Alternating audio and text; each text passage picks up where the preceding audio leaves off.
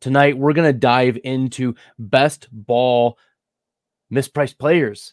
We're going to look at best ball value rating from 2023 and then compare that to ADP and talk about the correlation, relationships, and see what is actually happening. So we're going to look at some graphs, and then I'm going to identify some players that are, based on this model, mispriced in your best ball leagues and should be on your radar. Or should be off your radar, and we need to approach with great skepticism, and we'll make the bearish case using this model, but also other reasons as to why you should be fading them. So let's begin with talking about the best ball value rating. I want to give a little bit of a background to the reason why I like using the best ball value rating. The best ball value rating essentially takes the position weighted value of each of the weekly outputs and distributes that in a makeshift bell curve. And so each player has a probability of scoring, let's say, 15 fantasy points, but not every player has the same probability. And so that's what we're looking at in the best ball value rating. We are comparing players, and we're looking at, okay, based on this amount of games, what is the probability that they hit certain thresholds? And I have a video about how I reverse engineered and designed the best ball value rating. Now, for this year, what I'm doing is I'm comparing the best ball value rating to ADP.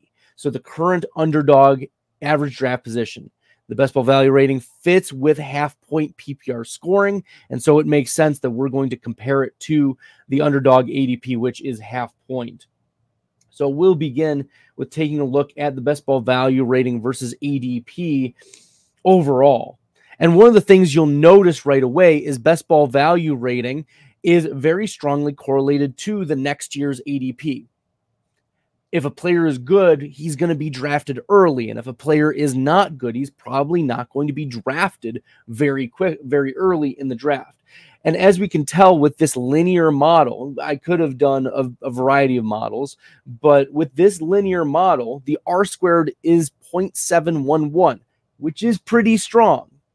It means 71% of this data is explained by the other component. Now, this is correlation. So we are not saying one must lead to the other, but that is how we can come to some explanations, like what is leading us to identify these values? What data can we use? And so the best ball value rating goes, it can get up to, I've seen as high as almost 20. Christian McCaffrey was the best ball value leader this past season. And we'll talk about McCaffrey a little bit later on in this podcast, but at a 19.36, Christian McCaffrey was the highest best ball value rated player last year because he was the best player. Now, we would expect best ball value players, especially in the first round or so, to be at that 8, 9, 10 value, which would be great. And as you can tell, the players who exceeded it by a lot. So we can especially see near the y-axis. So that's close to the ADP of 0. There's no ADP of 0. No players drafted at 0. The earliest ADP is 1. And so the closest player right there is Christian McCaffrey right now, who is the 1.01 consensus. And last year scored the highest and most amount of fantasy points.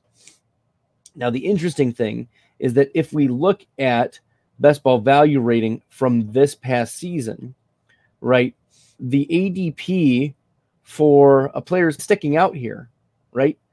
If you look, there's one that's second highest. However, their ADP is much further back, and that player is Kyren Williams. There's been a little bit of market skepticism about Kyren Williams. Some fantasy analysts have come out and said he was inefficient last year. The Rams may look to add a second running back. Kyren Williams doesn't have the measurables. And so all of those reasons, the market is just a tad bearish on Kyren Williams relative to how he performed last year, and especially compared to how elite of a fantasy asset he was in 2023. So the market's a little bit skeptical of Kyren Williams, which means that he's probably in a void, right? If we're playing the market, we have to allow the market to speak to us. The market's saying, you know what, he scored better, and we should avoid him. So this is an overall trend, and as we can see, the trend is very, very strong. 0.711, right, is very, very strong. So this is nice. This is good. But I want to do a few things with the data tonight. First is I want to go through the best ball value ratings overall. And then we're going to look positionally and see if we notice some trends. And then we'll look like clustered round by round. So you can see maybe some interesting things as we dive into this data. So the best ball value rating versus ADP. Next, we're going to look at positions, and we're going to start with the quarterback position.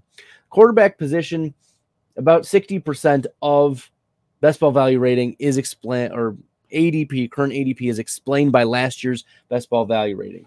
So obviously Josh Allen overperformed what would be an appropriate ADP for him.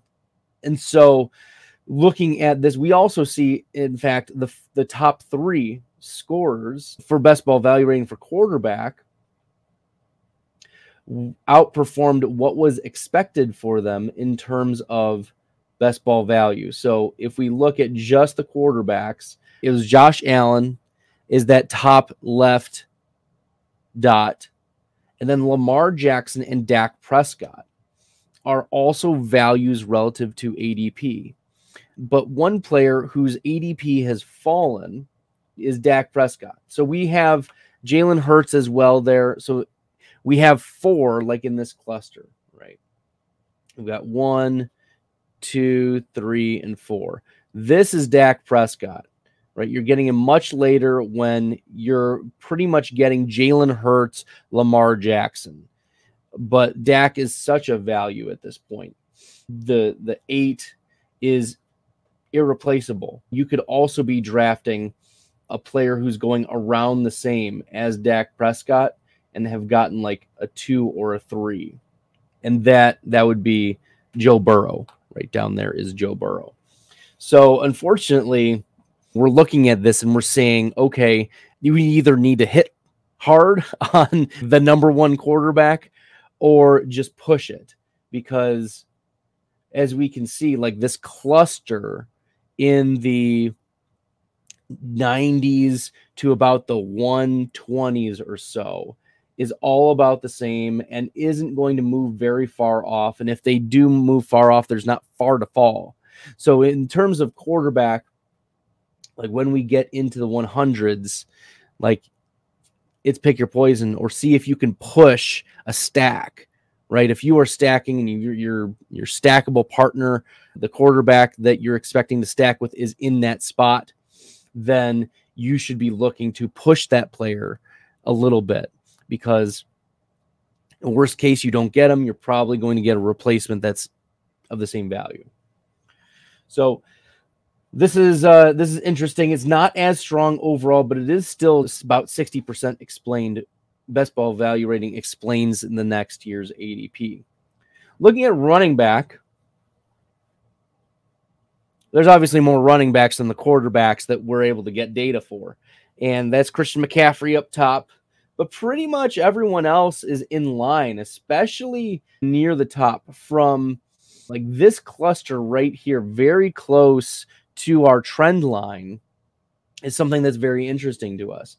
Now, of course, we have at the running back position Christian McCaffrey, who leads all of the running backs. But you also have Kyren Williams, who is still a value based on the trend line. And then you also have a little bit lower, but still getting bumped up in ADP is Bijan Robinson. So this dot right here is Bijan Robinson. And there's a lot of excitement about the Atlanta Falcons. We like the Atlanta Falcons. Kirk Cousins signs there, and finally we get an NFL offense installed. Zach Robinson and Raheem Morris. We expect that this team is going to take leaps and bounds. However, he is underperforming, even taking into account what we expect from a player at that point. He's not too far off, right? He's still delivered, but it was slightly disappointing.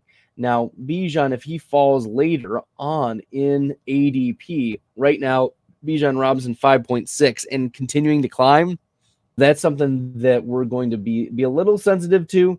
But I'm not super worried about Bijan given this cluster of running backs. So as you can tell, it's pretty close to this trend line, but we really start to see a drop off at about pick 80 or so. At about pick 80 or so, you start to see some real bottoms fall out from last year. And so some of those players, regarding their ADP, we're looking at players like Ramondre Stevenson, risky. Nick Chubb, risky. Najee Harris, risky. Jaylen Warren. As much as we love Jaylen Warren as a nice floor play, right? Jaylen Warren only had a 4.1 best ball value rating. So certainly below where we would need a running back at that spot. We would need probably about a 6 at the best ball value rating at bare minimum at that spot. So like Tony Pollard, I'm a big proponent of Tony Pollard at his ADP. I'm a big proponent of James Conner at his ADP. Austin Eckler seems to be a value versus his ADP.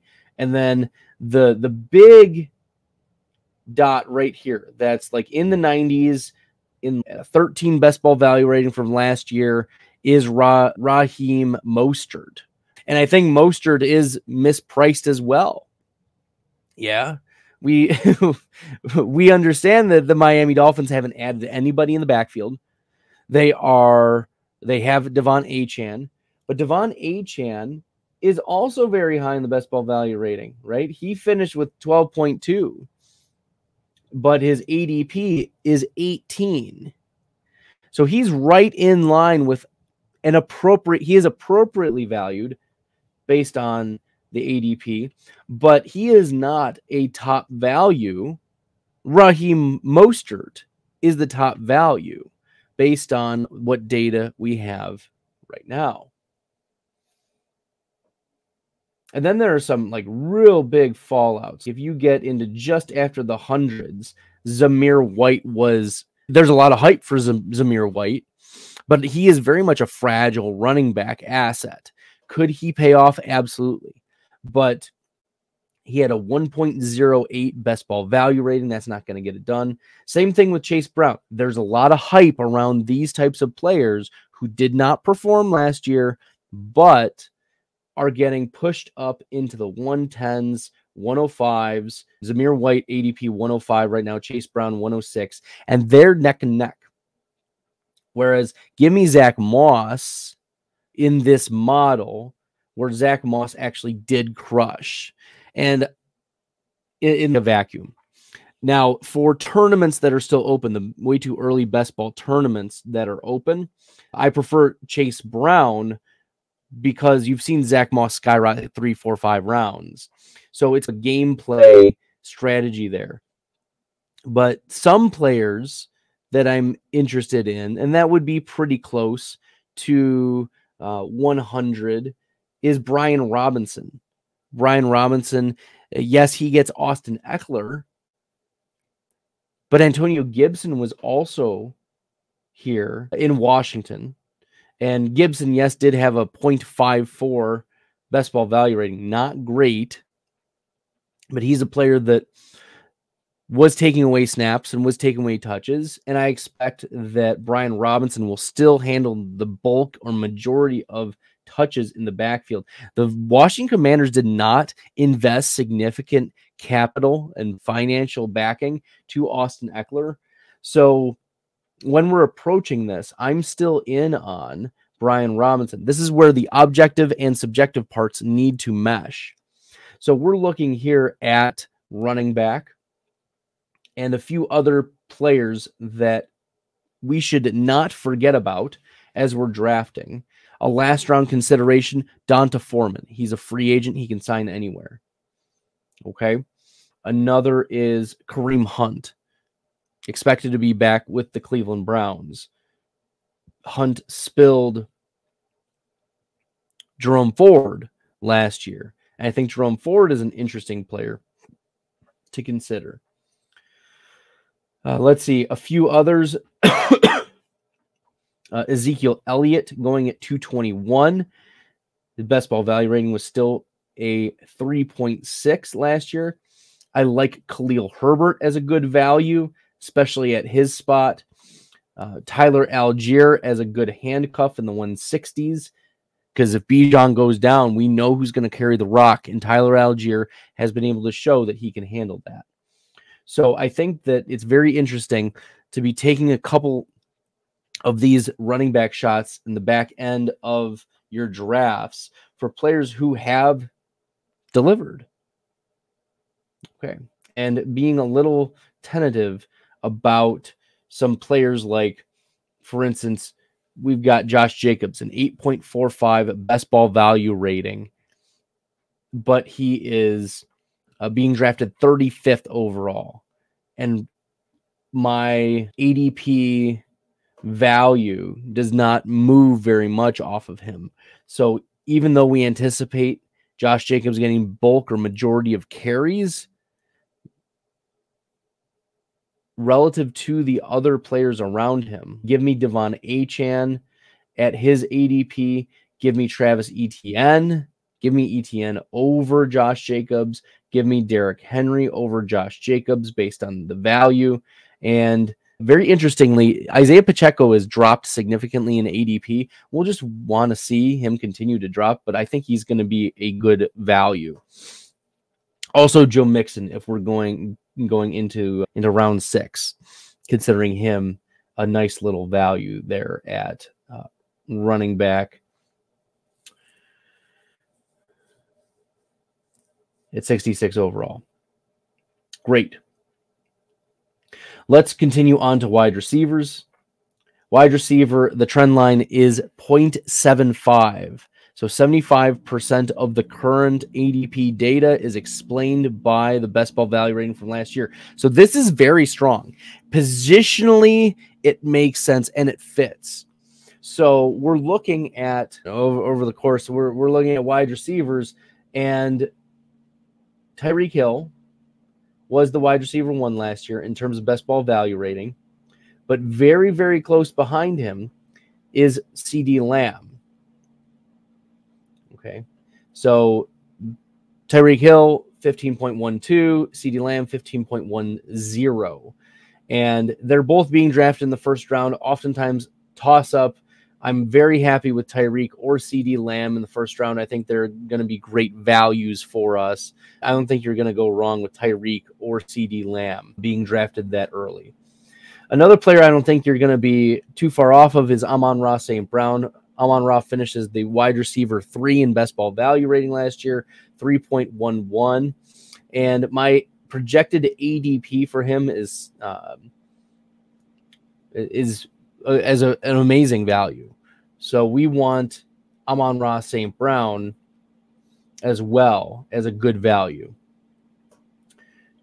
A player that's going in the 40s, but who last year had double-digit best ball value rating.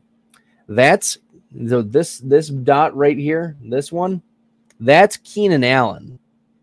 That's Keenan Allen. So Keenan Allen, even if he drops off, which we're thinking, okay, he's old, he's switching teams, he's got competition with DJ Moore, right? For Keenan Allen to fall down to even just make himself a value, like he's a smash pick at 41.7 right now, middle of the 4th round. You should be clicking Keenan Allen like every time, because of the edge he gives you and had given you from last year, that is not translating to this year. The significant drop, we would need to see a massive drop for Keenan Allen. That's true. And then another player that was at about a 10 best ball value rating last year, but is being drafted at almost 120 overall. This dot right here. Okay, this dot is Keenan Allen. This dot is Mike Williams. Where you are drafting Mike Williams in your best ball leagues, yes, he just signed with the Jets, a 1 year, I think it's $16 million. But Mike Williams, a 9.43 best ball value rating. He has been a spike week king. Obviously, he's probably going to get closer to that 5 value. But Mike Williams is a player that we need to be considering, especially now knowing that he's going to be with the Jets. And if the Jets signed him after being cut for business reasons by the LA Chargers, I think Mike Williams is very much on our radar as a great value. All right, a few players that are not great values in terms of the wide receivers. Let's look here.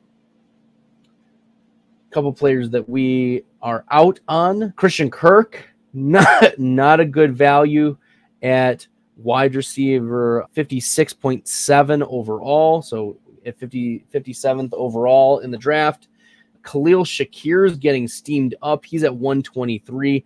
You need to make major strides. And with the addition of Curtis Samuel, I think that Khalil Shakir is way overpriced for what you're paying, like end of 10th round, beginning of 11th round for him. Darnell Mooney disappointed the last couple years, and you can say, oh, it's injuries, oh, it's the offense, etc. I think there's a lot of hype for Darnell Mooney. Chris Godwin was extremely disappointing last year and now is getting drafted at 72nd overall at the end of the 6th round. I think that's partly wide receiver thirst, but we need to be concerned. We should be concerned about that. Perhaps one of the biggest avoids for me is Jerry Jeudy. He's being drafted at 133 overall, and he's not performed the last couple years. We need to be out on Jerry Jeudy. Stop drafting him. Take a handcuff running back at that spot. Take a Tyler Algier at that spot. Maybe that's not exactly the right ADP, but that's what we need to be avoiding. We can't afford to take these zeros in our best ball values. And I know we love Demario Douglas, but even for how Demario Douglas performed last year as a nice little floor player that got you 8 points, 10 points, had some targets, got some target share, his best ball value rating was 0.22. 0.22. Christian Kirk was 20 times more impactful to your best ball teams last year than Demario Douglas. Now, that's not relative to where you draft them for ADP. This is just overall value. And so looking at what Demario Douglas did last year, we'll see if the quarterback improvement by the rookie can be there. We were wondering if the offense overall has improved. Bill Belichick getting out of there. Maybe Demario Douglas can, but he's not built like an alpha. Hasn't won like an alpha. He just happened to be open in the middle of the field, I think. And Demario Douglas is one of those trap players that, like, it was hyped to talk about some stats about him. And I wouldn't be surprised if he's a player that people are big in on over the course of this year. Oh, we want some Demario Douglas. No. Let's remember, last year he got all these targets and still only a 0.22 best ball value rating. Pretty trash. A couple players I'm surprised at. Christian Watson did not come out well in this model. Dontavion Wicks also did not come out well in this model. Zay Flowers, Deontay Johnson, Jaden Reed. So pretty much we wanted to be in on Jordan Love and out on all of his pass catching options. Isn't that funny? Let's take a look. T. Higgins had a down year last year, and you're having to draft him at 44th overall. Yikes. You need like a 7.5 or 8 best ball value rating out of him for him to even pay off. And so for a 6.22, you can't afford that. A few other players who do not turn out well in this model, Rashee Rice being pushed up all the way to 25.2. Best ball value rating last year was at 5.98. We saw a couple spike weeks at the end. I did like Rashee Rice, and I do want to take some of him, but that is a very, very expensive price tag for Rashee Rice. This is not Amon-Ra St. Brown 2.0. You were able to get Amon-Ra at the 4.5 turn in his sophomore year. You are not able to get Rashee Rice the 4.5 turn. This is not the same scenario or situation with regard to value. Obviously, Quentin Johnson had a bad year. Marquise Hollywood Brown is in a lot of trouble. And then we'll talk about a few other players when we get to the end of the podcast. But best ball value rating for wide receivers looked like that. And then tight ends also very, very strong. Tight ends, 73% of the current ADP is explained by the best ball value rating of the tight ends from last year. A few tight ends we need to note. Obviously, Travis Kelce. Kelce bailed himself out in the playoffs because he was not the tight end one going into the playoffs, the real life NFL playoffs. But best ball value rating takes into account all of these things, all regular season and playoff games. So Travis Kelce finishes as the tight end one in best ball value rating last year, 7.1. Sam Laporta finished second at 6.1, Hawkinson at 5.9, Kittle at 5.5, Mark Andrews at 5.2. So there's really a strong cluster there, which is why I like pushing to get Evan Engram and Jake Ferguson, right? Those are targets for me. Yeah, Evan Engram in particular and Jake Ferguson. I think those are players that I want to just click as values because last year, Evan Engram, 4.87 best ball value rating. Yes, it was not quite Travis Kelce, but you're getting Evan Engram at 79th, 80th overall compared to Kelce. You still have to pay up for Kelce at 43. So he's not a value. A few players that are nice little values. Hunter Henry is being drafted 179 overall. Darren Waller at 208 is a nice little value based on the model. But a few players that are not turning out well in the model is Mark Andrews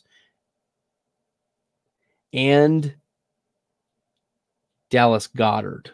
So those two players are notable in terms of, are they going to pay off? Or is it going to be very difficult for them to pay off? One other player to note is Sam Laporta. We love Sam Laporta. Laporta crushed, right, in the NFL playoffs and throughout the season. But his ADP is 32nd overall. He is the tight end one. And you're paying up for a tight end who is competing for targets with Amon-Ra St. Brown, who is also a target gobbler. Right? Amon-Ra is going to get targets. Laporte is going to get targets. Jahmyr Gibbs, David Montgomery. Jeez, oh, peace. You got Jameson Williams, and the Lions are still in the business of drafting a wide receiver. I wouldn't be surprised if they draft a wide receiver to push Jameson Williams because, yeah, that's very interesting to me. Nevertheless, as you can tell, very, very strong despite the smaller data points. Now, what I did for the second half of this data is I looked at like micro trends, like within the first 4 rounds, and then cut it up into 4 sections of 4 rounds. And then we'll see what happens at the end. So the first 4 rounds, 30%. So this is just looking at current ADP for Underdog Fantasy. The best ball value ratings from last year, only 30% of the ADP data is explained by last year's best ball value rating. Now, as you can tell, it's pretty closely clustered. There's ups, there's downs, etc.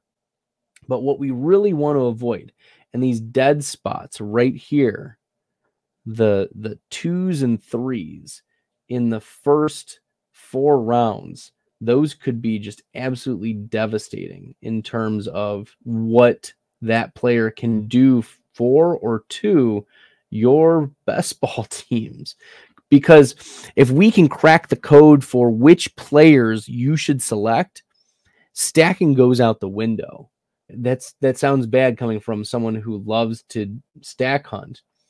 But in the first 4 rounds last year, it was Garrett Wilson, or first 4 rounds of this year. Garrett Wilson disappointed. Drake London disappointed.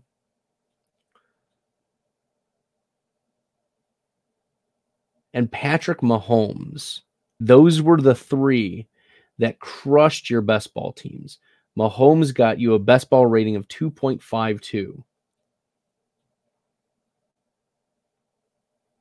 Garrett Wilson got you a best ball value rating of 3.75.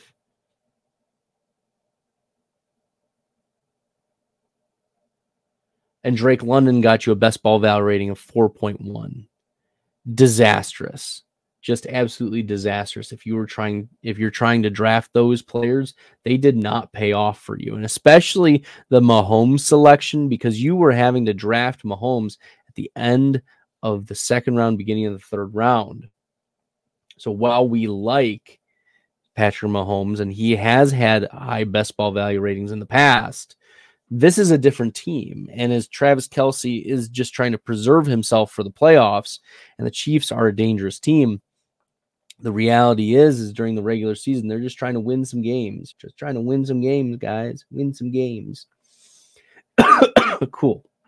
We're going to shift here from the first 4 rounds. So 31% of the data is explained. Rounds 5 through 8, it is completely hit or miss. There is no correlation. This is a straight line. 0. When else are you going to find a 0 in real life?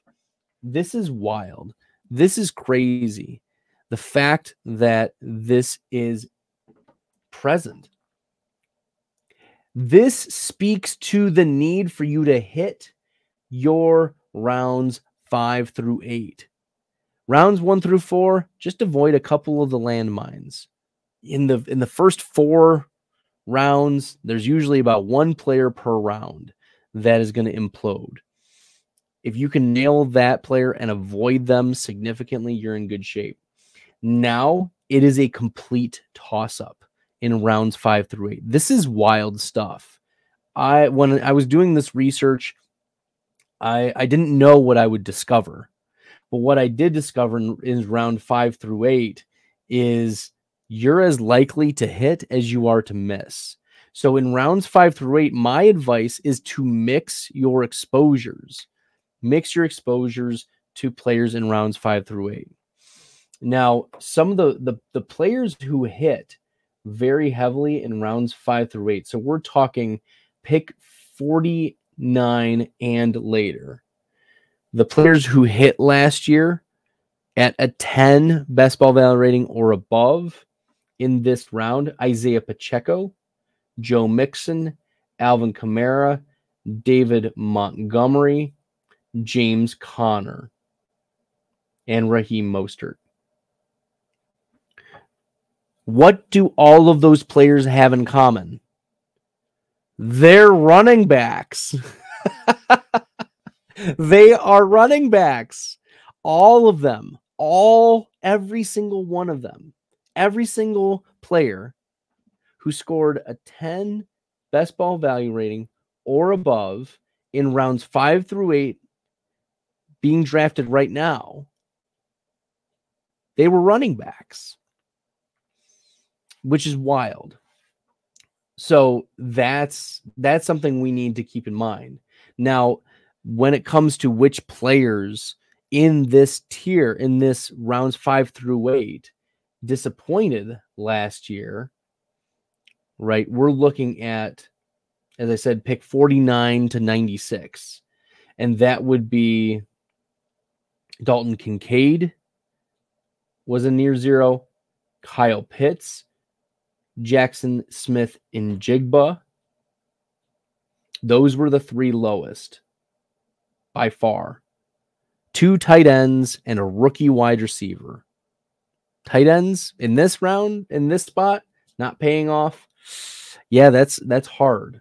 I think it's much harder for tight ends to be paying off in rounds 5 through 8 for their best ball value rating, right?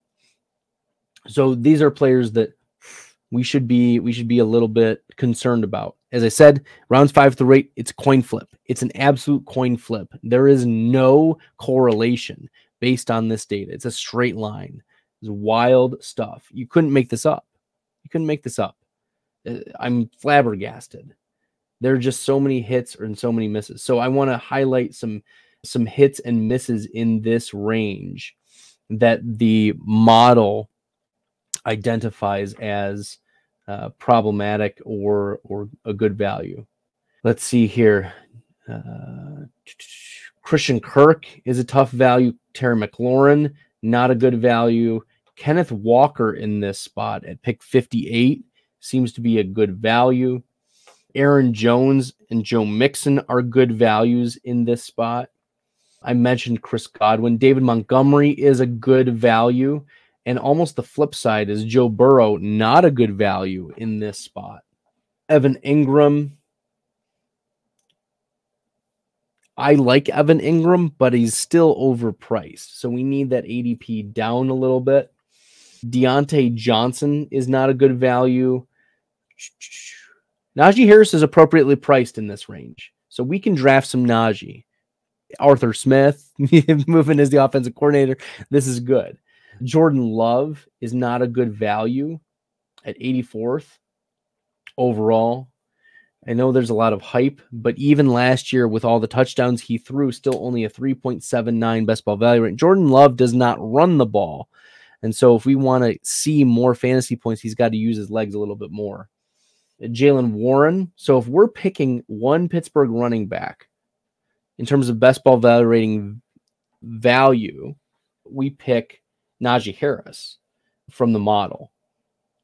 We would need a lot more. Jaylen Warren last year, we liked the floor, but the ceiling was certainly not there. Warren, a 4.15 best ball value rating, and that's compared to Najee Harris, a 6.04, even though they are within about a round of each other, half a round on Underdog. Okay, and Javonte Williams, also not a great value. We'd want to see his ADP drop a little bit to get some value. Okay, sweet. Rounds 9 through 12, also not very strong correlation.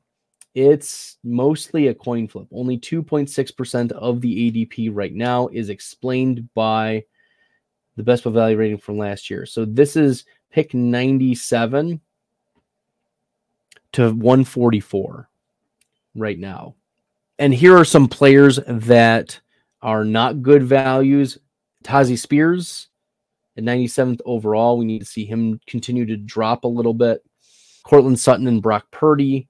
Tua, not a good value at this spot. Trevor Lawrence, Dallas Goedert, Jared Goff, Dalton Schultz, Khalil Shakir, Zach Charbonnet, Jerry Jeudy are not good values at this spot. Quentin Johnson, of course, getting bumped up because of all the LA Charger wide receivers. Matthew Stafford, not a good value at this spot. Matthew Stafford, 1.02 best ball value rating last year. This is not good. Most of the guys who are on here, yeah, it was surprising. Like that was wild that you have Will Levis, who had a higher best ball value rating last year than Matthew Stafford. Nevertheless, I did mention Dontavion Wicks, but I think that yeah, we're good. We're square there. A couple players who are appropriately valued, and you can click here. Justin Herbert. I think Justin Herbert going at 104 overall is a very good and appropriate value for him.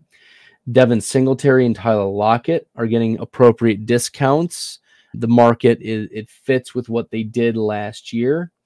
Rashid Shaheed is a good value. Same thing with Kirk Cousins and Chuba Hubbard. Okay. And then some good values. I've been talking down some players, but some good players from pick 97 and beyond. Brian Robinson. We like Brian Robinson. Jacoby Myers is a good value. Zach Moss in a vacuum. I did talk about Zach Moss earlier, but Moss in a vacuum that's why I was clicking so much Zach Moss when his ADP was in the 130s and 140s. It was just such an easy click to get massive, massive value. Jerome Ford is a good value at pick 136. All right. And Gus Edwards, of course, still a good value, even though he's been moved up to 139 overall. We can still draft a lot of Gus Edwards. I think that's something we need to continue to do. Yes. And Justin Fields, I know he's dropped precipitously. He's gone into the 130s. But looking at where Russell Wilson is, Russell Wilson at 184 overall, yeah, I expect him to have jumped, but the upside for Justin Fields is so massive. And you can tell yourself a narrative where Justin Fields overtake Russell Wilson mid-season, especially if the Steelers are off to a rough start. Okay. So the last bit is around 16% is explained by 16% of the ADP. Round 12 and beyond is explained by the best ball value rating from last year. You obviously can see some spikes. So the players who were at like 4 or above, like Josh Palmer is someone we can click at 152. Adam Thielen scored pretty well last year. Khalil Herbert, I think, is a great value. Herbert right now is getting drafted 171 overall. Was a 4.6 best ball value rating last year.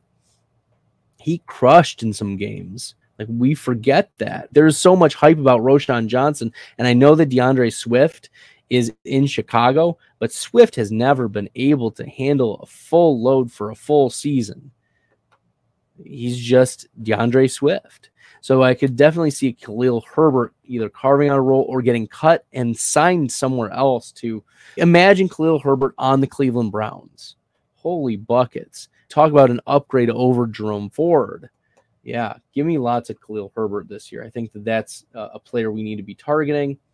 Noah Brown as a very, very late selection.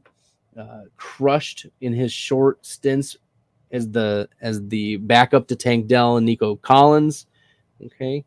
Kendrick Bourne, I think, is cheap enough that you can get some exposure to him. Ezekiel Elliott is fine. If you want to take a couple shots on Darius Slayton, a really late pick, Donta Foreman. Okay. Also, I like DJ Chark's value, because Chark is going, holy buckets, 239.4, virtually undrafted. So we like DJ Chark. Cool. Now we're going to look at players that I have identified as they're going to have to make seismic leaps based on last year's best ball value rating and this year's ADP to pay off. So these are high-risk players, and we need to be paying attention. So the first player is Kyle Pitts, right? I'll go back to the tight end graph. But Kyle Pitts right now, last year, 0.77 best ball value rating. His ADP is 69th overall. The hype is so strong, and we know what Kyle Pitts has done in the past, and we know Kirk Cousins is there, Drake London. There is a ton of hype. We're going to need to see like a Cordarrelle Patterson type of jump. If you remember, Cordarrelle Patterson went from an absolute zero to very fantasy relevant on the Atlanta Falcons for Arthur Smith a couple years ago. So Kyle Pitts also needing a seismic leap. A player right next to him that also needs that type of leap is Jackson Smith-Njigba. But Tyler Lockett is back in Seattle. So JSN getting a lot of targets. We're hoping that with a new coach, and that's the thing, is Kyle Pitts, Jackson Smith-Njigba, both of them have new head coaches, new offensive coordinators, and we'll see if they're able, and there's new quarterbacks we anticipate. Kirk Cousins, and then also possibly Sam Howell if you're not a Geno Smith believer. I'm a believer in Geno Smith. I think Geno Smith is good, but not great, but good enough to be a starter. But Jackson Smith and Jigba is a player that is a very, very high risk and a bad bet. The third player that is a bad bet is Garrett Wilson. Just for this year, we need to see Garrett Wilson's 160 targets turn into fantasy gold. And we love Aaron Rodgers for fantasy, supporting his fantasy wide receivers. We saw that him do that with Devontae Adams, with Jordan Nelson, Craig Jennings, Donald Driver, James Jones. But Garrett Wilson getting drafted even higher than he was last year. And now the Jets have Mike Williams on the team. Alan Lazard is still there. It's very interesting. What's different with Patrick Mahomes? Oh, you've added Hollywood Brown. You got rid of Marquez Valdes-Scantling. I think Hollywood Brown just earns more targets than MVS, but he's going to be in the MVS role. I don't think Mahomes is someone that we need to be clicking at 48th overall. We're going to need to see a seismic move for Patrick Mahomes to pay off his 48th overall ADP. And maybe you're like, I can just double click him with Kelsey. Okay, fine. You've got the stack. But you're like doubling down on the desire, the hope that not only he will rebound, but also Kelsey will rebound. Because if you're double tapping Kelsey and Mahomes, you're investing the fourth round and beginning of the fifth round, which we talked were 50-50 shots, right? Rounds 5 through 8, it's the R squared is 0. The R squared is 0. There is no correlation between best ball value rating and ADP. It's completely hit or miss from last year. This is where people take their shots, and Lord have mercy. But this also justifies to us that we should do some zero RB builds. Every single player who scored at least 10 in the best ball value rating in this space was a running back. Every single one. The 1, 2, 3, 4, 5, 6. The 6 players who scored at least 10 in this range were running backs. We can't ignore that. Dalton Kincaid, boy, is another one. Now, Gabe Davis is gone, but Curtis Samuel is there. Dawson Knox is still there. Why are we drafting Dalton Kincaid? Oh, to stack with Josh Allen. No. The reason why we were drafting the player we were stacking with Josh Allen this year is still Stephon Diggs. Now, we can take some late Curtis Samuel. That's fine. But it's going to be a Diggs-Josh Allen stack if that's what's going to win anything for anybody. Once again, because that's what won it this past year. There's not a player like Stephon Diggs that can step into the Buffalo Bills offense and be like, hey, we're going to dominate. Look, I like Dalton Kincaid as a prospect, and I think this is where fantasy and real-life NFL do not overlap very well. It pumps up. Fantasy analysts try to pump up guys like Dalton Kincaid into round 6, middle of round 6. Are you kidding me? What kind of best ball value rating do you need from a player in round 6? Let me tell you. In round 6, you need a best ball value rating. We'll go all the way back to overall. In round 6, so we're talking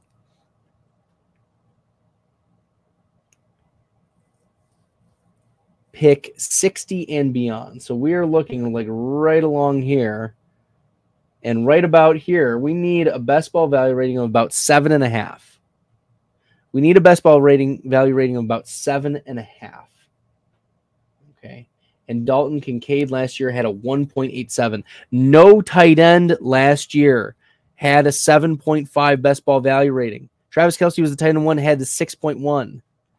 You're off by 25%. We need a 25% drop in Dalton Kincaid's ADP for him to be a value or him to make sense at his ADP.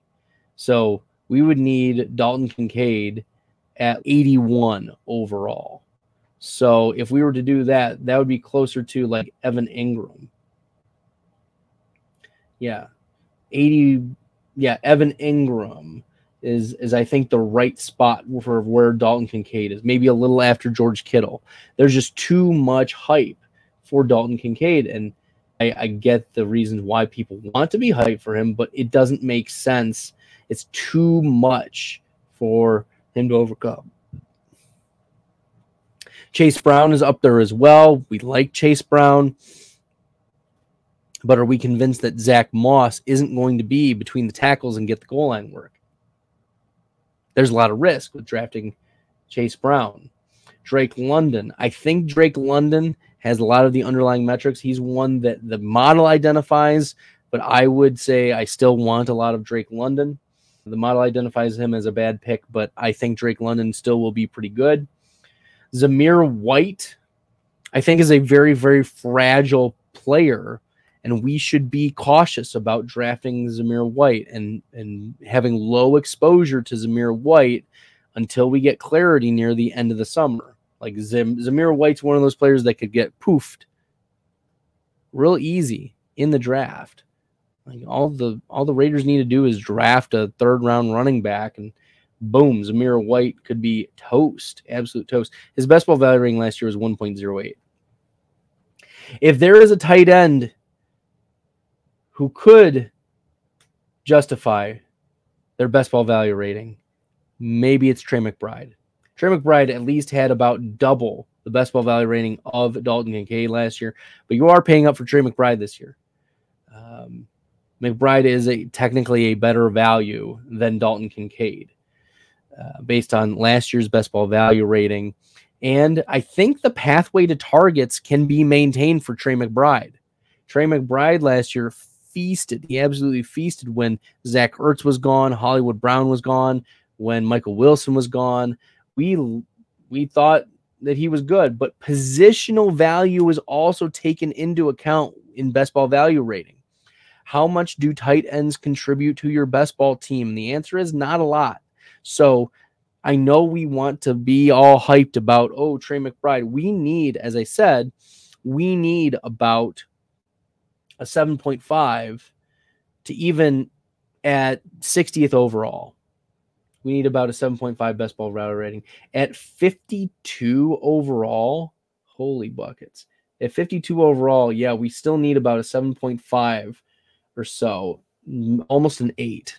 7.5 to 8 best ball value rating. As I said, tight ends last year, none of them got above a 6.2. So we need about a 20-25% drop in Trey McBride's ADP. And that would look at 62, 63 overall. So Trey McBride needs to be closer to Dalton Kincaid, I think, to be a player that we should identify as a good value. Okay. One last player that I think we should be very cautious of is Jameson Williams for various reasons. He didn't perform last year, but also because the coaching staff says that he has to earn his spot in his role as a starter. Like, he's going to push for it? Are you kidding me? No. Okay. Let's flip here. We've got some good values, and they're all near the top of the draft. Of course, you want to be clicking Christian McCaffrey. Raheem Mostert, I've mentioned as a great value. Kyron Williams, also a player that the market is a little... Donta Foreman needs to be clicked. He is a free agent right now, and he played very well. A 6.7 best ball value rating. He is this dot right over here in the corner, in the right-hand corner, that is being undrafted in a lot of spots, but did very well last year. And I could see a team just trying to get a 2-down plotter sign Donta Foreman. Tyreek Hill is a good click at his ADP. CeeDee Lamb as well. Both, you can't go wrong. Keenan Allen is a good selection at his ADP at 42 overall. Yeah, you can get Keenan Allen and DJ Moore in rounds 2 and round 4, and then you get Caleb way late and Cole Kmet way late if you want to do some stacking. But Keenan Allen crushed last year. 13 best ball value rating is extremely high. We like that.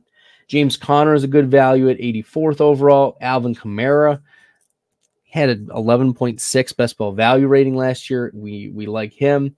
We like the ADP value of Mike Williams, especially now that he's signed with the Jets.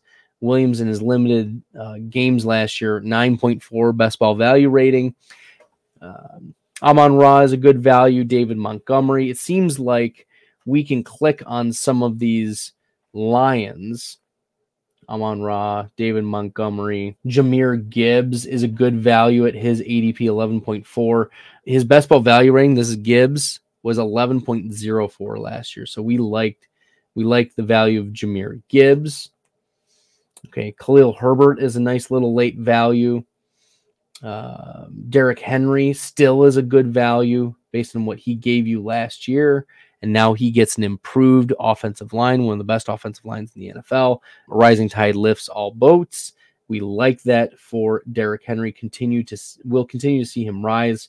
Josh Allen, a great value. We need to be clicking a lot of Josh Allen.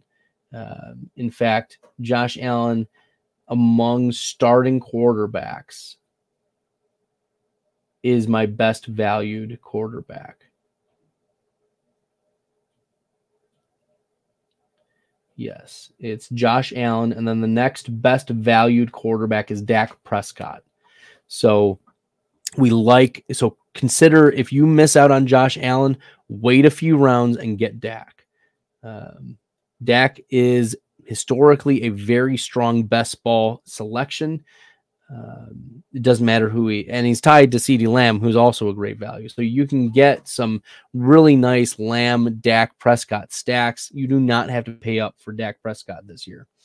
Let's see a couple other players. I like DJ Moore's value. Deebo Samuel fits very well in the model. Same thing with Lamar Jackson. He's a good selection. AJ Brown, a 9.99 best ball value rating. And then players who are appropriately valued. I just want to throw a couple your way. Tyler Lockett, appropriately valued. Tyler Algier, appropriately valued.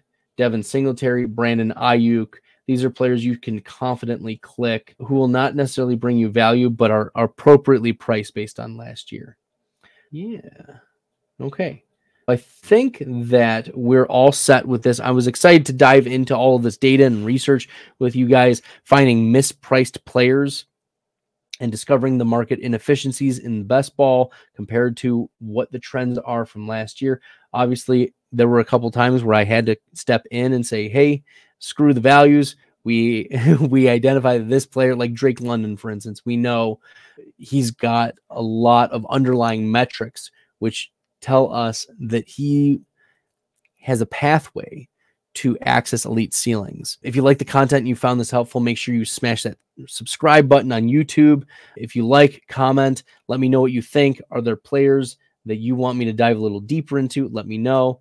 Until next time, everybody, good luck in the best ball streets. I embrace all this risk, I'm insane. Talking about that best bill, I'm the best till into the next world. Guess I got next still.